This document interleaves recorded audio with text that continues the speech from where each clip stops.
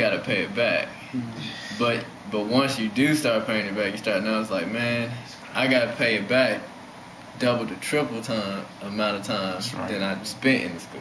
Yeah. So, some of that stuff just pisses you off. You just be like, man, it's like, dang, man, I'm going to be paying these people back, $80,000, $100,000 for over, 20, 25 years. But then that's if you're lucky, because then you might get married, and then she has debt, and, and then it just accumulates. So you get fed. You get fed this promise. And don't get me wrong, you can find a good job, you get a degree, but you spend a big portion of that paying for it.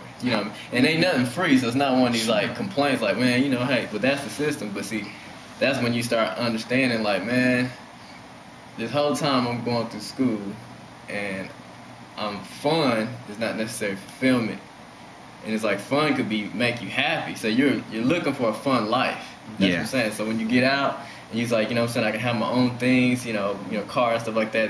That's you experienced that in high school, but now you got your own place, you got your own thing. You don't have a roommate. You don't necessarily have to have a roommate. You have a job. You can plot your course in life. I'm gonna go grocery shopping here. You're looking for that girl or that man if you're a girl. So it's like you're looking for fun. Then you get disenchanted. You know what I'm saying? That's what the word is. You're disenchanted. You're like, man, this is mundane. This is this. So you can have people through life, living up to 55, still trying to look for fun things to make their life fulfilling. Because, I remember you just living for the weekend. I remember that feeling, man. It's like, dude, I like my job or whatever. I might have worked hard to get here, but I'm just trying to make it through to Friday.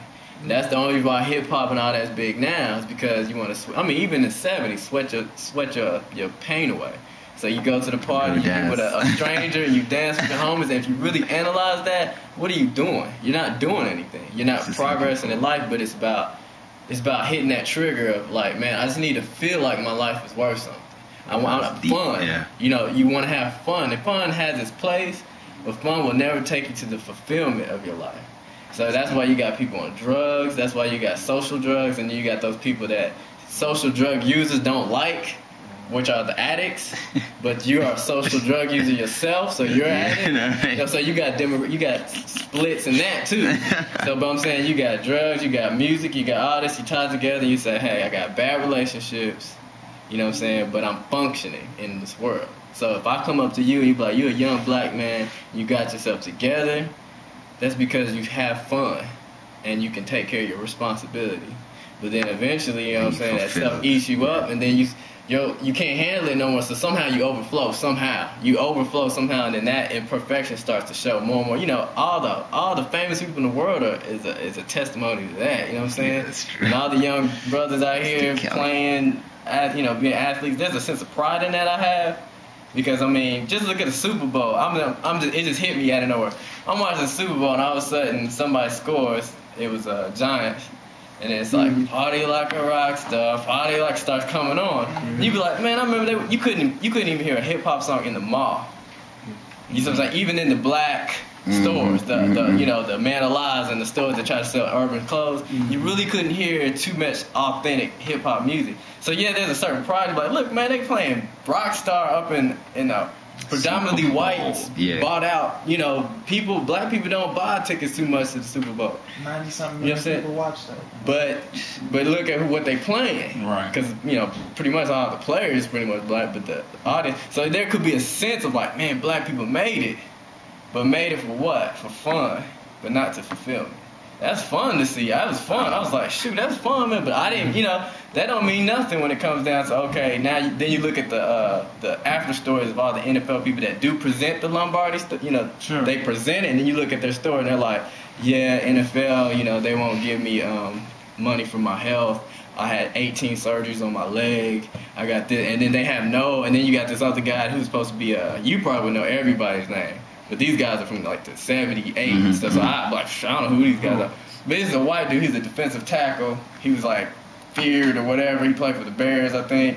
And this dude was on camera talking about he's going to shoot himself, going to kill himself. 78% of ex-NFL players are either on drugs, divorced, or commit suicide.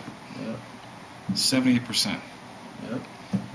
And I was talking to a friend of mine who played 10 years in the league. He said that you know, a lot of times you live a life of extremes. Everything is extreme. From hundreds of thousands of people thinking you're the greatest thing on earth, to in the off season you are absolutely alone and isolated. Can't do nothing right. Exactly right. Yeah, because I mean, all you got then is relationships. Right. You know, from making millions and millions a year to making nothing, and then realizing at some point in time, what is this all about? You know, and so because I was talking to him, and you know, it's every religion or everybody has to. Usually, there are 4 questions you have to address: origin, where you're from; meaning, why am I here; morality, right from wrong; and destiny, what happens after I leave this place.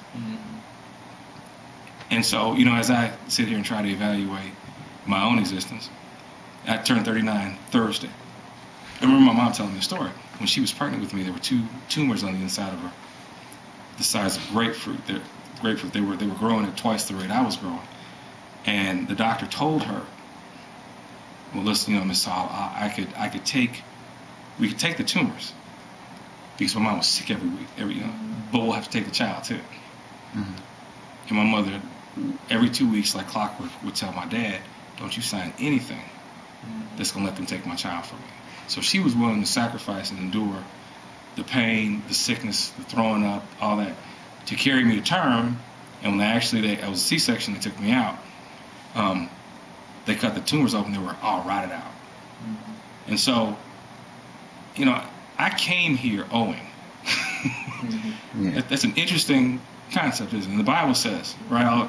You know that your life was paid, or was paid for with you paid. Christ paid a debt for your life, for you to exist here. And you think about it when you come here, when you look at a little baby, like looking at Darie's baby, you know, today, thinking, how does that baby owe? You know, just got here 2 weeks ago, you know, but we are all born into a place where we come here owing. And so when I was 10 years old, my mom would say, you know, go wash the dishes. And I was like, why I gotta wash the dishes? I didn't ask to be here. Why do I do this? I didn't ask to be here. And now, as this comes back full circle, she asked for me to be here. She did more than ask for me to be here. She sacrificed for me to be here. How dare me open my mouth and say, why do I have to wash the dishes? I didn't ask to be here. But don't you know that's the mind frame of, well, my generation, definitely generation of mine, is like, I ain't asked to be here.